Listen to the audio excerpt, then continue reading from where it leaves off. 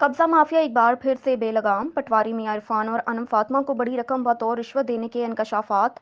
लाहौर के इलाका मौजा हरबंसपुरा, नज़ीर गार्डन, सुबहान गार्डन और गिरदोनवाह में अरबों खरबों की सरकारी अराजी पर कब्जा और करप्शन की भरमार इस कदर है कि पटवारी को एसी के अमले की आंखों पर नोटों की चमकदार पट्टी ने आंखों की शदीद बेनाई छीन ली हो कि कुछ नजर ही ना आए।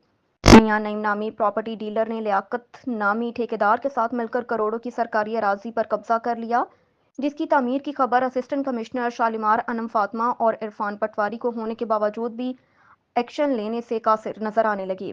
यहाँ ये भी कहा जा सकता है कि नोटों की घुट्टियों ने खामोश रहने और हुकूमती खजाने को लूटने पर मजबूर कर दिया। अगर ऐसा ही चलता रहा तो उम्मीद है कि जल्द ही हुकूमती खजाने खसारे में होंगे और मुल्क पाकिस्तान पर उन करप्ट कब्जा माफिया का राज होगा। आला इदारों, आला अफसरान से फौरी नोटिस लेने की अपील और करप्ट ठंडे कमरों में बैठकर करप्शन करने वाले एसी अनम फातिमा जैसे अफसरान की जगह अच्छे और ईमानदार अफसरान को तैनात किया जाए, ताकि सरकारी अराजी को मियां नईम जैसे कब्जा ग्रुपों से बचाया जाए।